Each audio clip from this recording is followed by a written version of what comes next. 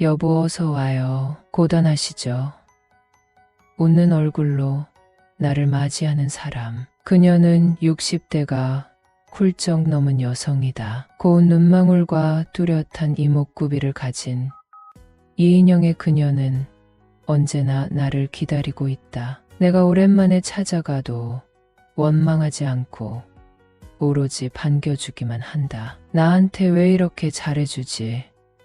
내가 뭐라고 하는 생각을 수없이 많이 했지만 내려진 결론은 없다. 그녀는 언제나 나를 응원해주고 모든 일에서 나의 편이 되어준다. 나를 대신해 화를 내주고 나와 함께 아파해주고 나보다 더 기뻐해주는 그녀이기에 나는 그녀에게 인상 한 번 써본 적이 없다. 너무 우울해서 인상을 찌푸리고 있으면 그녀는 함께 우울해한다. 그녀를 위해 나는 늘 즐거워야 한다. 그러다 보니 안 좋은 일도 가볍게 지나가고 즐거운 일로 나의 인생이 채워지는 것 같다. 그녀는 나의 친구 성우의 어머니이다. 대학 시절 성우는 나와 절친이었고 그녀는 그의 어머니이다. 그런 그녀가 지금도 나만을 기다리고 있다. 그녀의 기다림은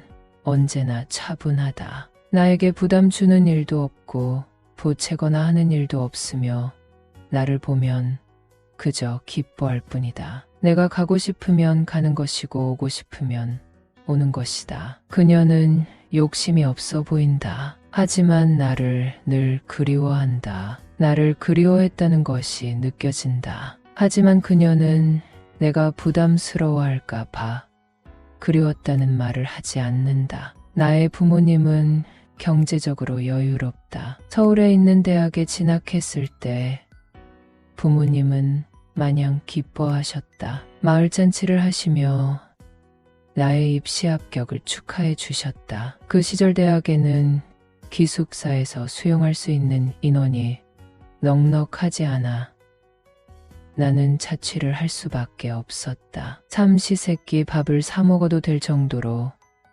부모님은 경제 사정이 넉넉했지만 아끼며 살아온 부모님을 생각해서 나는 될 수 있으면 자취방에서 밥을 해 먹었다. 동아리에 들어가 여러 사람들과 친해지게 되면서 참 즐거운 대학 생활을 했다. 그 동아리에서 나는 성우와 절친이 되었다. 그 친구는 모든 사람들과 친하게 지내는 사람 좋은 성격을 가지고 있었다. 나는 그런 성우가 부러웠고 성우와 함께 있는 시간에는 그를 연구했다. 결론은 나는 성우를 따라갈 수 없다는 것이었다. 성우는 화려한 언변과 배려심, 깊은 성격을 가지고 있었지만 그런 것들보다 더 큰 장점은 잘생겼다는 것이었다. 나도 키 크고 잘생겼다는 말을 꽤나 들었지만 성우의 외모에는 비할 바가 못 되었다. 나는 어디까지 잘생긴 편이었고 성우는 보는 사람들마다 감탄사를 내뱉게 만들 정도로 잘생긴 대학생이었다. 학년 초에 들떠있던 분위기가 어느 정도 가라앉게 되자 나는 좀 외로웠던 것 같다. 그 많던 술자리도 별로 없고 저녁마다 불러내던 선배들도 잠잠했다. 그러던 어느 날 성우는 혼자 살면 힘들지 않냐고 물었다. 자기네 집에 방이 3개인데 하나가 남는다는 것이었다. 그 전에 성훈의 집에 몇 번 놀러 갔었기 때문에 성훈의 집의 구조는 나도 알고 있었다. 어머니와 둘이 사는 성훈의 집의 시커먼 내가 들어가 살면 성우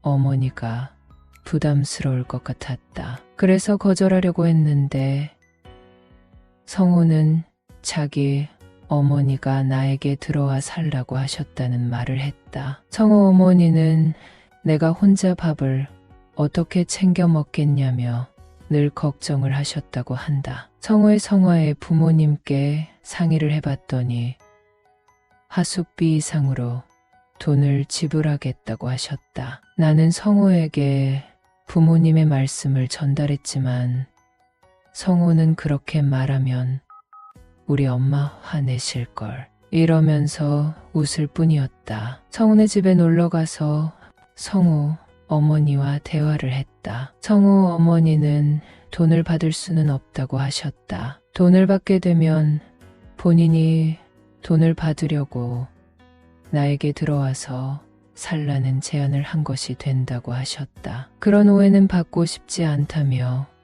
성호 어머니는 나에게 집안일을 제안하셨다. 정 미안하면 집안일을 도맡아 하라고 하셨고 나는 그 제안을 받아들였다. 하지만 그것은 말뿐이었고 성호 어머니는 내가 집안일을 할 틈을 주지 않으셨다. 내가 청소라도 하려고 하면 내가 아무렴 아들한테 이런 일을 시키겠니? 하시며 나를 말렸다. 공부만 열심히 해서 먹고 살 길을 찾려는 것이 내 할 일이라고 하셨다. 성호 아버지는 부산에 산다고 들었다. 어머니와 이혼은 하지 않았지만 안 보고 산 지가 10년이 넘어 이혼한 것이나 마찬가지라고 했다. 모르긴 몰라도 부산에서 성호 아버지는 다른 여자와 함께 살고 있을 것이라 했다. 성호 어머니는 나에게 이유 없이 잘해주셨다. 성호에게는 가끔 언성도 높이고 잔소리도 하셨지만 나에게는 전혀 그런 것이 없었다. 나를 아들처럼 생각하신다고 하더니 잔소리를 안 하는 것을 보면 나를 아들처럼 생각하지 않는 것 같았다. 뭔가 모르게 불편하기도 했다. 어머니는 워낙에 음식 솜씨가 좋아서 맛있는 반찬을 많이 해주셨다. 늘 맛있게 먹는 나를 보며 흐뭇해하셨다. 성호도 덩치에 맞게 먹성이 좋았는데 어머니는 성호가 잘 먹는 것에 대해서는 살찐다고 약간 잔소리도 하셨다. 이 집 아들이 누군지 모르겠네 하며 웃는 성호를 보면 나는 약간 미안한 마음도 들었다. 2학기 축제 때 나는 성호 어머니에게 데이트를 제안했다. 집과 회사밖에 모르는 그녀가 내 눈에는 가여워 보였던 것 같다. 거절할 거라 생각하고 했던 제안에 그녀는 눈을 번뜩이며 해맑은 표정으로 고개를 끄덕였다. 항상 정장 차림으로 출퇴근하는 것만 봤는데 그녀는 나와 축제에 가는 날 수수한 캐주얼 복장으로 나와 함께 집을 나섰다. 내 눈에는 그녀가 대학생처럼 보였다. 대학 축제에 가서 그녀와 나는 경품 게임도 하고 주막에서 막걸리도 마셨다. 이게 얼마만이야?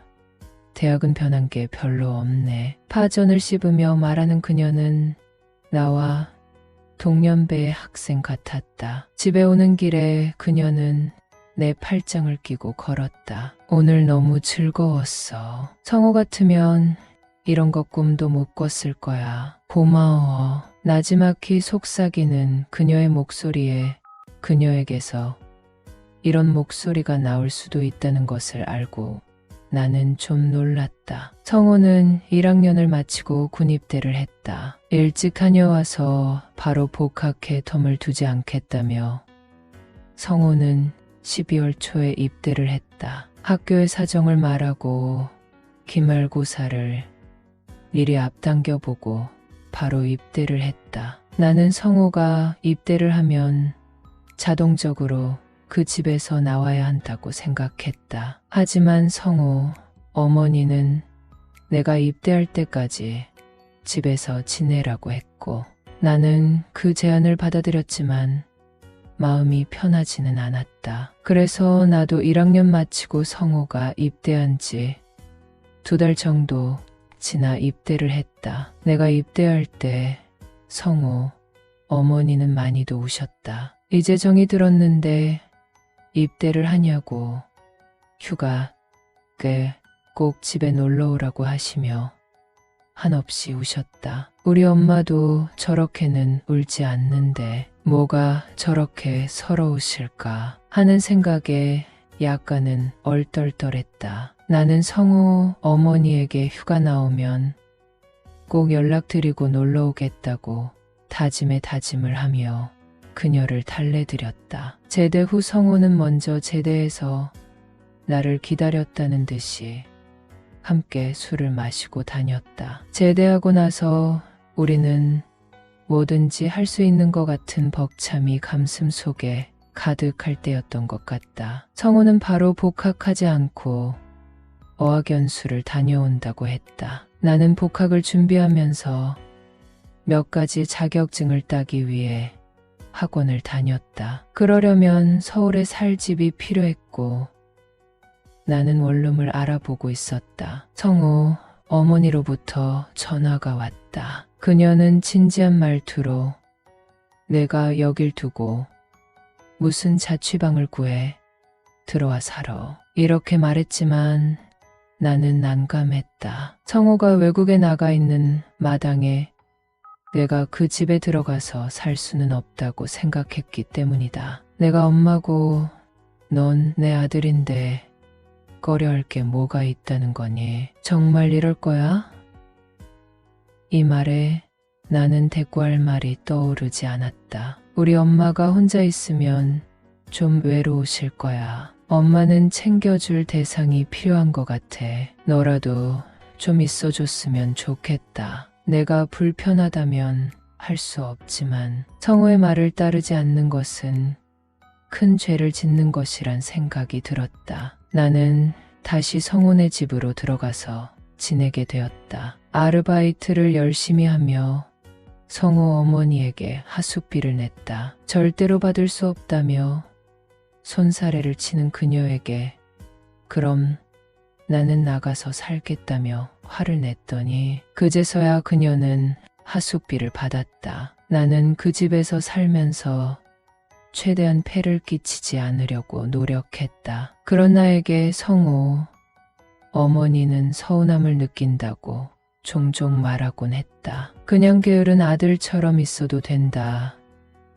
그게 차라리 편하게 느껴질 것 같다. 가끔 이런 말을 들었지만 나는 그녀의 말을 따라줄 수는 없었던 것 같다. 그렇게 지내던 중 성우 어머니는 한동안 슬픔에 빠져 있었다. 그녀의 이모님이 돌아가셨다는 부고를 받고 3일간 집을 비웠다. 내 걱정을 하며 밥은 챙겨 먹었냐고 전화가 자주 올 것이라고 생각했는데 그녀는 나에게 한 번도 전화하지 않았다. 3일 후 집으로 돌아와 그녀는 쓰러져 잠이 들었다. 하루를 꼬박 자고 일어난 그녀는 힘이 하나도 없어 보였다. 그날 그녀는 내가 차려준 밥을 먹으며 배시시 웃었다. 별 말은 없었다. 그리고 그녀는 또 잠이 들었다. 그렇게 긴 시간 자고 일어나 그녀는 컨디션을 회복한 듯 보였다. 그날 저녁 그녀는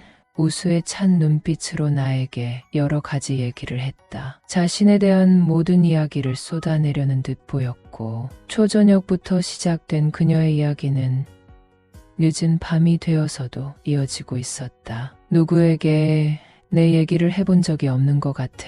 이런 얘기를 계속 듣고 있는 사람은 흔치 않거든. 내가 나를 얼마나 존중해 주는지 느껴져. 고마워. 이렇게 말하며 눈에 고인 눈물을 손으로 닦아내는 그녀의 모습에 나도 모르게 눈물이 흘렀다. 나는 언제든 얘기를 들어줄 수 있고 어머니가 하는 얘기는 재미도 있고 감동도 있어서 좋다고 했다. 그녀는 누구도 해주지 않는 일을 내가 해줬다며 고마워했다. 며칠 후 나는 안방에서 잠을 깼다. 어렴풋이 전날의 기억이 났다. 꿈인지 생시인지 분간이 되지 않은 상황에서 일어났어.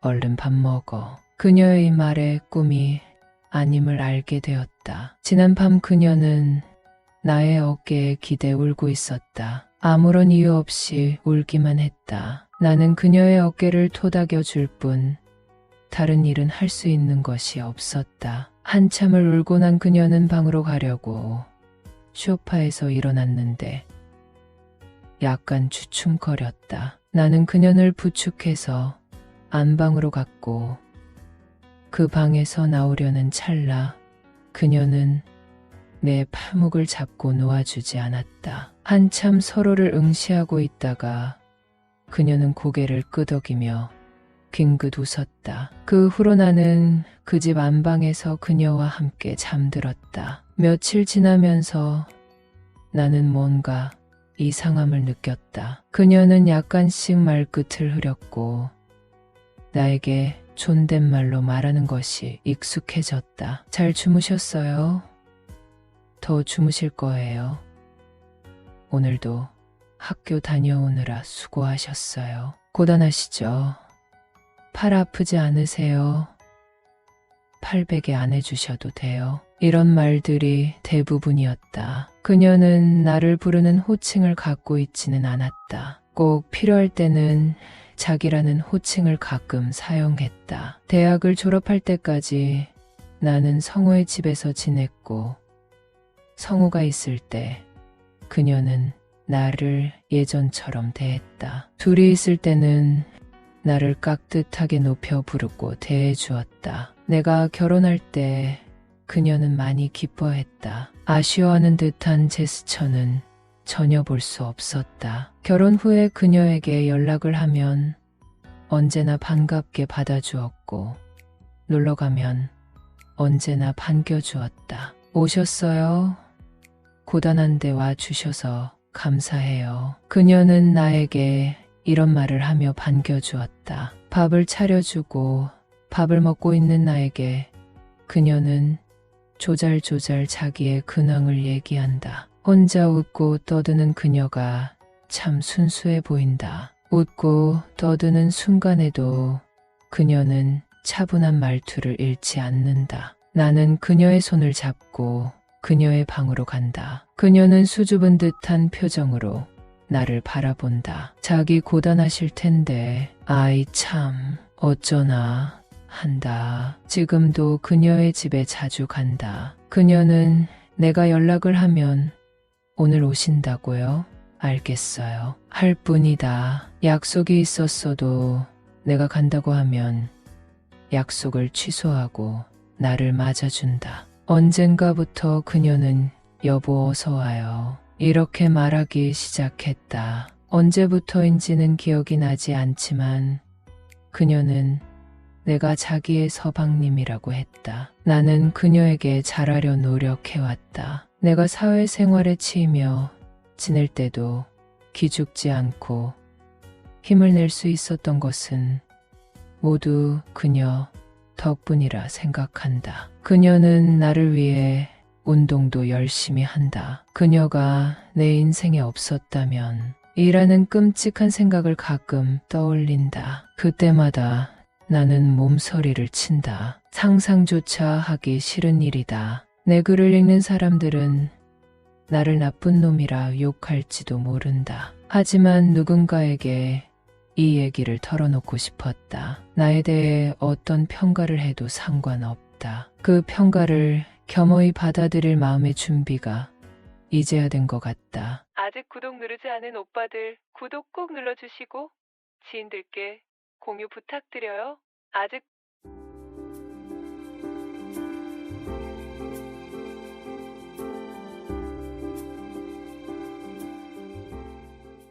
올해 저는 많은 일을 겪게 되었습니다. 바로 아내가 바람이 났다는 것을 알게 된 거죠. 당장 이혼하지 않고 뭘 하고 있는 것이냐는 이야기도 많이 들었습니다. 사실 지금은 오히려 아내가 제 행동을 알게 된다면 당장 이혼을 하자고 당당하게 나올 수도 있는 상황입니다. 그래서 조마조마한 마음으로 제 비밀을 지키면서도 아내와의 결혼 생활을 유지하고 있습니다. 저와 아내는 만나서 정말 오랫동안 연애를 했습니다. 아내는 제가 군대를 갔다 올 때도 기다려주고 몇 년 동안 취업을 하지 못했을 때에도 저를 묵묵하게 응원해 주었던 사람입니다. 저도 그걸 알아서 연애 기간이 길어져도 아내에게 식지 않고 재운 정성을 쏟을 수 있었어요. 물론 처음 같이 뜨거웠던 사랑은 아니었습니다. 하지만 잔잔하고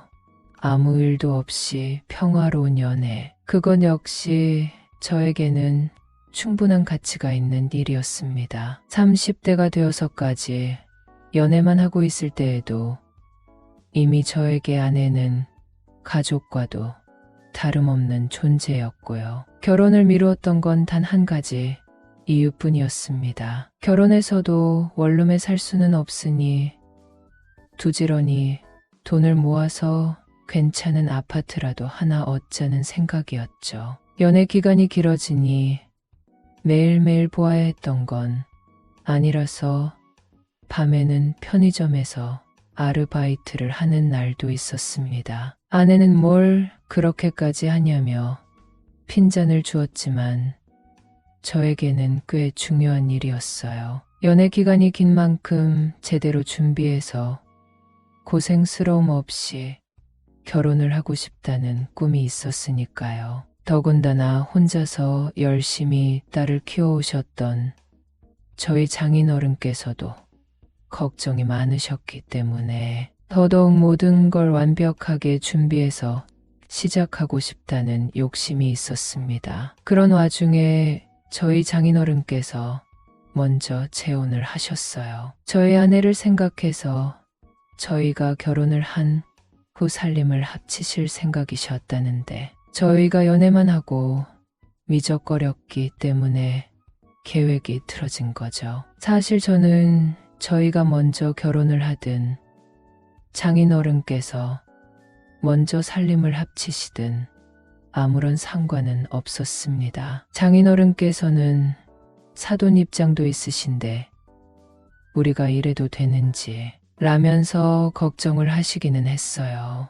오히려 제가 그런 건 개의치 말고 편하신 대로 하십시오 라며 장인어른 등을 떠밀었을 정도였습니다. 이미 제 아내와 새 장모님이 되실 분도 오래 보고 지내서 가족 같은 사이였으니까요. 장인어른께서 재혼을 하신다고 해도 저희 결혼에는 아무런 문제가 되지 않을 거라는 확신이 있었습니다. 그 말을 믿으신 장인어른께서 먼저 살림을 합치셨고 그 후 몇 년이 지나고 나서야 저희도 결혼을 할 수 있었습니다. 이렇게 오랜 시간 기다려 주었던 아내에게 고마워서 신혼 때에는 정성을 다했던 것 같아요.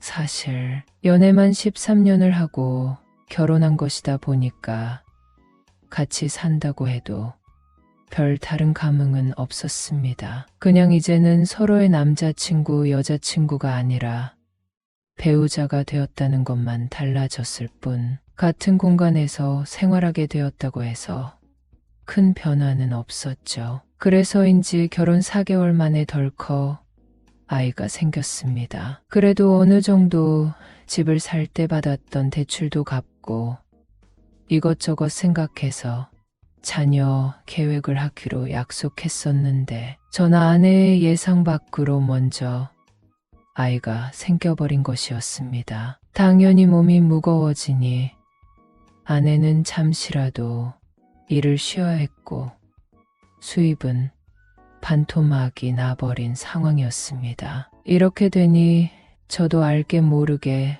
더욱 마음의 무게가 달라졌습니다. 그저 결혼을 한 것과 한 아이의 아버지가 된다는 것에는 큰 심경의 변화가 있었거든요. 그래서 결혼하기 전처럼 평일 밤에도 열심히 아르바이트를 하기 시작했습니다. 집 대출금을 갚고 나면 빠듯한 살림에 조금이라도 도움이 될까 하는 마음에서 시작한 일이었습니다. 그나마 낮에 하는 일이 조금 여유로운 편이고 제 마음대로 시간을 조율할 수도 있어서 밤에 부업을 하는 것이 그렇게 고되다는 느낌은 없었습니다. 피곤하기는 했지만 주말에 푹 쉬고 나면 그런대로 회복이 되기도 했었고요. 그렇게 사는 게 저 나름대로의 책임이라 생각했습니다만 저의 아내는 달랐던 모양입니다. 제가 그렇게 밤낮으로 일을 하고 자신을 돌보지 않는다고 생각했나 봐요. 아이를 낳기도 전부터 두쪽 신경질적이 어지고 짜증이 늘었다는 생각이 들었습니다. 나름대로 아내에게 신경을 쓰려고 해도 오히려 아내가 저를 거부하는 지경까지 이르렀어요. 그렇게 서먹한 사이에서 저희 아이가 태어났습니다. 다행히 임신 기간 중에 돈을 벌어놓았고 아내도 육아휴직으로 어느 정도 수입이 들어오는 상태라서 경제적으로 그렇게 힘든 상황은 아니었어요. 하지만 육아라는 게 정말로 어려운 일이더군요. 밤낮으로 잠도 못 자고 아이에게만 매달려 있어야 하니 저희 둘의 신경은 더욱 날카로워져 갔습니다. 더군다나 아내와의 사이도 그렇게 좋지 않은 상황이니 두쪽 날이 서 있었어요. 아마 장인어른과 재혼을 하신 것이기는 했지만 거의 아내의 친엄마처럼 살뜰하게 살펴주셨던 장모님이 없었다면 저희는 그때 갈라섰을지도 모르겠습니다. 장모님께서는 매일 저희 집에 들러서 아내와 제 밥을 차려주시고 아이를 돌봐주시기도 했습니다. 덕분에 아내와 저도 숨을 돌릴 수 있었어요. 불행인지 다행인 일인지 아내 역시 그러고 나니 이전처럼 온화한 모습으로 돌아오는 것 같았습니다. 저는 그 모습을 보고 저희 부부 사이도 예전으로 돌아갈 수 있지 않을까 하는 헛된 꿈을 꾸었어요. 절대 그럴 수 없다는 걸 알게 된 건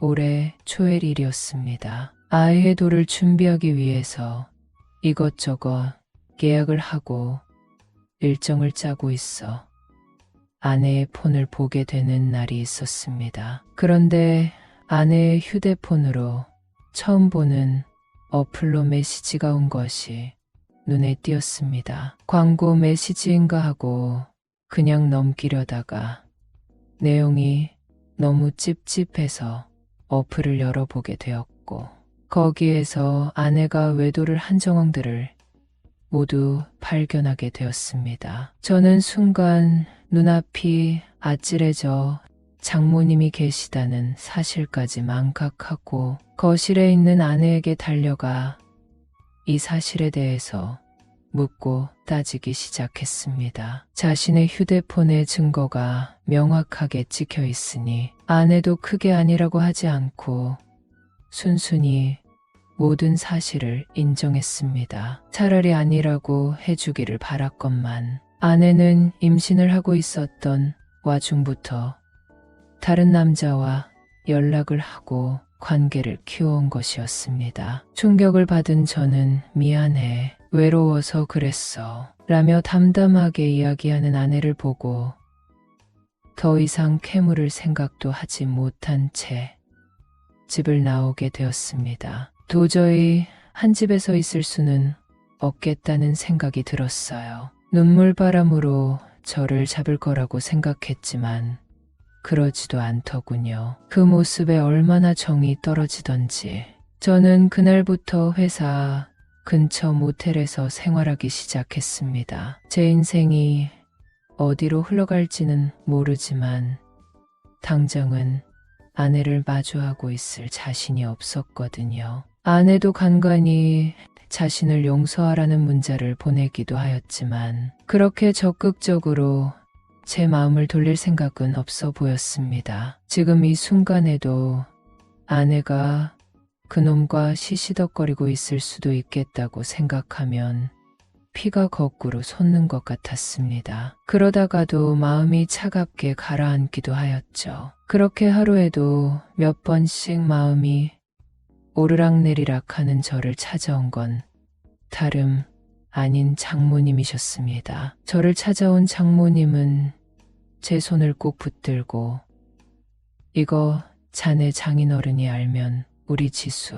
큰일 나네. 이만하고 묻지 라며 저를 설득하셨습니다. 처음에는 그런 장모님 역시 원망스러웠으나 아이도 있는데 쉽게 갈라서겠다는 결심이 서지도 않았던 상황이었습니다. 게다가 장모님께서 자주 찾아오시는 건 물론 저를 은근히 유혹하시기까지 하셔서 제가 거기에 넘어갔다는 겁니다. 장모님께서는 이 모든 걸 알리고 싶지 않으니 그만 마음을 잡고 다시 아내와 잘 살아볼 것을 권유하셨습니다. 어떻게 들으면 협박, 어떻게 들으면 회유인 장모님의 말씀. 저는 그날부터 종종 아이를 보러 와주시는 장모님과 그런 관계를 가지면서 아내와도 다시 마음을 잡고 살고 있습니다. 아내는 이제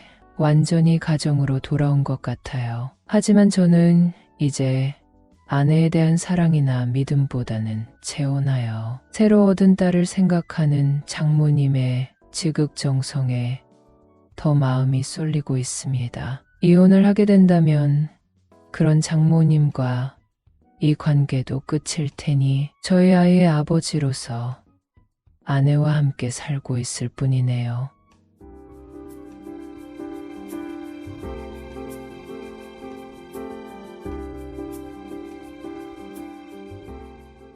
어머니가 돌아가신 후 저는 얼마 전 어머니가 돌아가셨습니다. 20대 후반에 결혼을 해서 결혼 10년 차쯤 되어가고 있는 지금 지난날 동안 어머니를 자주 뵙지 못한 것이 어찌나 후회가 되던지 나름대로 저 혼자 생각을 정리하려 떠나온 여행에서 제 인생에서 처음으로 제대로 된 위로를 받은 듯한 느낌입니다. 제가 어찌하면 좋을지 다들 의견을 부탁드립니다. 어머니께서는 일찍이 아버지와 사별하시고 저희 형제들을 아득바득 참 열심히도 키워오셨습니다. 저도 어머니가 저희를 키우기 위해서 얼마나 희생을 한지 잘 알고 있습니다. 그래서 크는 동안에는 가급적 사고도 안 치고 공부에만 매진하려 열심히 살아왔습니다. 저희가 바르고 올바른 사람으로 것이 어머니의 꿈이라는 것을 잘 알고 있으니까요. 덕분에 저는 흔히들 말하는 전문직에 종사하게 되었습니다. 없는 집안에서 태어난 놈이 여기까지 올라오는 데에도 많은 우여곡절이 있었습니다만 어머니께서 한평생 자식들만 바라보고 살아오신 덕분에 저는 그나마 수월하게 공부를 할 수 있었습니다. 딱 하나 제가 잘못한 것이 있다면 아랫도리를 잘못 놀린 것이겠네요. 친구가 여자친구를 소개해주겠다고 하는 자리에 나갔다가 여자친구라는 사람의 친구와 눈이 맞아 하룻밤을 보내게 되었습니다. 딱히 제 스타일도 아니었고 강렬한 이끌림이 있었던 것도 아니에요. 그런데 진탕수를 마시고 일어나 보니 그 사람과 하루를 보낸 후더군요. 그 여성분은 저와 교제하고자 하는 마음이 있었던 건지 그 후에도 끊임없이 연락을 해댔습니다. 저는 막 사회생활을 시작했던 터라 정신없이 지내고 있을 때라 누군가를 만나야 하겠다는 생각은 하지 않고 있었던 때였습니다. 그래서 상대방이 연락을 하든 말든 관계없이 제 생활을 이어가고 있었는데 어느 날 딱 한 번만 만나 달라는 말에 나갔던 카페에서 제 아이를 가졌다는 말을 듣게 되었습니다. 그날 밤의 기억이 흐릿했던 저는 의심해 볼 생각도 하지 못한 채 아내와 살림을 차리게 되었습니다. 허겁지겁 결혼을 하게 된 것에 대해서 어머니도 걱정이 있으신 것 같았습니다. 하지만 자신의 손주까지 배어들어온 며느리를 매정하게 내칠 수 있는 시어머니가 몇이나 되겠습니까? 저희 어머니께서는 저와도 대면대면했던 제 아내를 살뜰하게 보살펴 주셨습니다. 모은 돈도 없어서 저희 집에서 얹혀 살게 되었는데 한 번 눈치를 주신 적도 없으세요. 저는 그렇게 생활하는 동안 어머니에게 점점 더 죄송한 마음이 커져갔습니다. 그래서 용돈도 드리고 나름대로 일찍 들어와서 집안 살림을 함께 꾸려갈 수 있도록 노력했습니다. 저희 어머니께 무슨 일이 일어나고 있는지도 모르는 상태로요. 그렇게 23년쯤 살았을 때 저희 어머니께서 넌지시 저를 부르시더군요. 1,000만 원이 들어있는 통장을 내미시면서 절 덜어 나가 살라 하셨습니다. 저는 그 자리에서 어머니께 저희 때문에 불편하세요? 갑자기 왜 그러시는데요? 라고 물어보지도 못했습니다. 그동안 손주를 보며 행복하게 지내고 계시다고 생각했는데 이러시는 게 선뜻 이해는 가지 않았어요. 하지만 어머니의 마음을 알 것도 같아서 더 이상 캐묻지 않고 그러겠노라 대답하였습니다. 다만 그 돈은 받지 않고 저희가 모아두었던 돈으로 독립하겠다고 말씀드렸습니다. 그 이야기를 아내에게도 전하자 눈에 띄게 기뻐했습니다. 본의 아니게 독립을 하면서 이렇게 살았던 게 편했던 건 나뿐이로구나 하는 생각이 들어서 어쩐지 씁쓸하기도 하였어요. 함께 사는 두 여자의 마음을 모르고 있었던 것 같아서 미안하기도 했고요. 그날부터 찾기는 했지만 어린 자식과 새 식구가 살만한 아파트를 전세로 얻어서 살기 시작했습니다. 어머니의 집과 그리 먼 곳은 아니었지만 아무래도 독립을 하니 덜 찾아뵙게 되기는 하였어요. 저도 점점 더 바빠지니 어머니를 잘 챙기지는 못했습니다. 하나 있는 여동생이 시집을 가지 않고 어머니와 함께 살아주고 있다는 핑계로 소홀했던 건지도 모르겠네요. 그러다가 1년 반 전쯤에 어머니께서 갑작스럽게 세상을 떠나게 되셨습니다. 장례식을 치르며 상주로 선 저에게 여동생은 원망을 쏟아냈습니다. 처음에는 왜 그러는지 전혀 모르고 있다가 이제야 모든 일을 전해 듣게 되었습니다. 저희 부부가 어머니 집에서 얹혀 살고 있었던 그 시절, 저희 아내가 그렇게 저희 어머니를 핍박했다는 것이었습니다. 처음 여동생이 그런 말을 할 때에는 도저히 이해가 가지 않았어요. 시집살이는 들어보았어도 저희 어머니께서 반대로 며느리에게 구박을 당하셨다니 성정이 어질고 온화한 분위기에 며느리를 구박하지 않으실 거라는 믿음은 있었지만 오히려 모진 취급을 당하고 있을 거라고는 상상도 하지 못했습니다. 여동생에게 왜 지금까지 나에게 한마디 말도 없었어 하고 따져보았지만 소용없는 일이었습니다. 저희 어머니께서 저를 생각해 알리지 말라고 신신당부를 하셨다고 하더군요. 여동생은 눈물을 흘리며 제게 그동안 분가한 후로는 엄마에게 신경도 쓰지 않는 오빠가 정말 미웠어 라며 저를 원망하는 말들을 하더군요. 제가 받은 충격도 충격이지만 저희 어머니나 여동생이 그동안 속으로만 삼켜왔던 것들이 얼마나 많았을지 생각하니 앞이 캄캄했습니다. 살아계실 적 잘 키워놓은 자식 덕 제대로 보고 가지 못하신 저희 어머니, 이제는 죄송하다는 말씀도 전할 수 없는 먼 곳으로 가버리셨다는 것이 얼마나 서럽던지요. 어머니의 장례를 치르는 동안에는 아내가 꼴도 보기 싫어서 집으로 돌아가라 하였습니다. 여동생의 말이 모두 사실이었는지 피곤하다며 냉큼 아이를 데리고 집으로 향하는 아내를 보면서 실망이 이만저만이 아니었습니다. 사랑으로 맺어진 관계는 아니었지만 살면서 부부간에는 쌓아왔다고 생각했는데 그것도 아닌 모양이었습니다. 저는 어머니의 장례를 치르고 당장 회사에 사표를 냈습니다. 어차피 전문직이니 나중에 다시 취업을 하는 건 어렵지 않을 거라는 믿음이 있었어요. 하지만 당장 이런 방구 말도 없이 마음대로 회사를 관두고 나니 아내의 원망이 쏟아지더군요. 당장이라도 아내에게 우리 어머니께 왜 그랬냐 따지려고 해도 그때 당시에는 이혼을 해야겠다는 결심이 서지 않았습니다. 참 못난 아들이지요.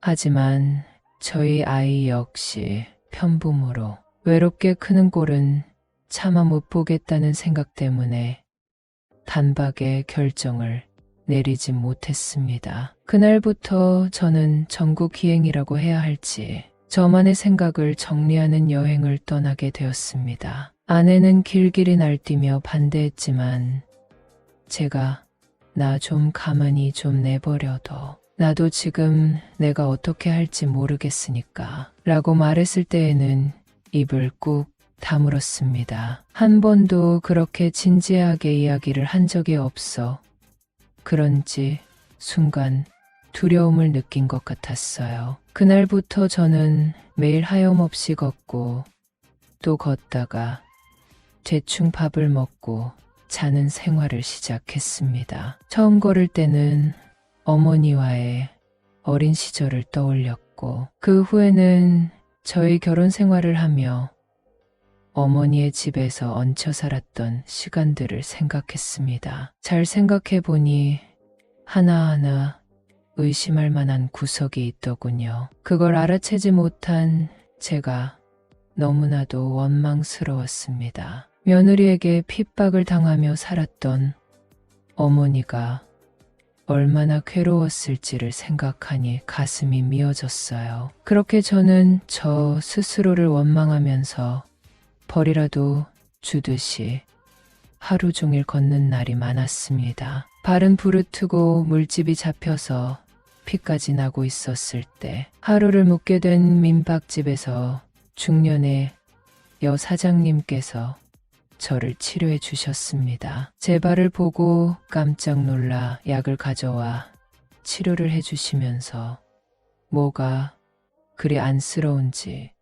눈물까지 흘리시더군요. 일면식도 없는 사람 발을 보고서 그리 서럽다는 듯이 눈물을 흘려대는 사장님을 보고 마음이 혹했습니다. 저는 그날 여 사장님의 훔치고 크게 거부하지 않는 모습을 보고서 끝까지 제 욕심을 내어 여 사장님께서는 제 이야기를 들어주시다가 또 제 욕심을 품어주시면서 제 인생을 위로해 주셨어요. 다음 날 일어났을 때 저는 그 어느 때보다도 마음이 후련해졌습니다. 한 달 넘게 그렇게 몸을 혹사하는 것보다 하룻밤을 보낸 것이 더 위로가 되었다니 이상한 일이죠. 그렇게 시간을 보내고 나니 드디어 아내와 갈라서야 하겠다는 마음이 들었습니다. 얼마 전에는